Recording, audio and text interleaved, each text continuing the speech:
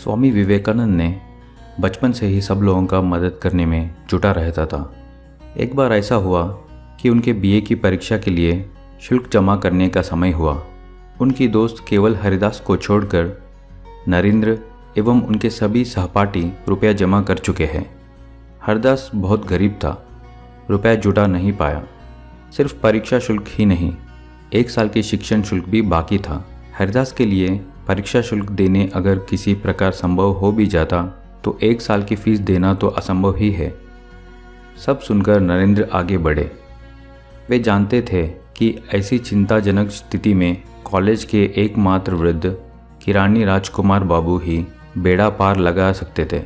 नरेंद्र ने राजकुमार बाबू के पास जाकर कहा, महाशय, हरदास शायद रुपया जमा नहीं कर सकते हैं। आप ज़रा अनुग्रह करके उसकी फ़ीस माफ़ कर दीजिए। वह काफ़ी अच्छी तरह परीक्षा पास करेगा। अगर परीक्षा में नहीं बैठ सका तो सब मिट्टी में मिल जाएंगे। राजकुमार बाबू का मिजाज अच्छा नहीं था। उन्होंने मुख विकृत करते हुए कहा, तुम्हें दया दिखाकर सिफारिश करने की कोई ज़रूरत नहीं है। जाओ, अपनी राह देखो। फीस नहीं देने से उसे मैं परीक्षा के लिए नहीं भेजूंगा। नरेंद्र चिंता में पड़ गए। उनके लिए भी उतना रुपये जुटाना मुश्किल था। ऊपर से जल्द ही रुपया ना जुटा पाने से उनका गरीब मित्र परीक्षा में नहीं बैठ सकेंगे। क्या किया जाए? उनके दिमाग में एक तरीका आया। उस दिन घर न लौटकर शाम के समय हैदवा के नज़दीक चरस के अड्डे के पास अंधेरे में शरीर को कपड़े में ढंक कर खड़े रहे और चरस की दुकान की तरफ जो भी आता उसे देखने लगे। अचानक अंधेरे में निकलकर नरेंद्रनाथ किसी के सामने आ खड़े हुए।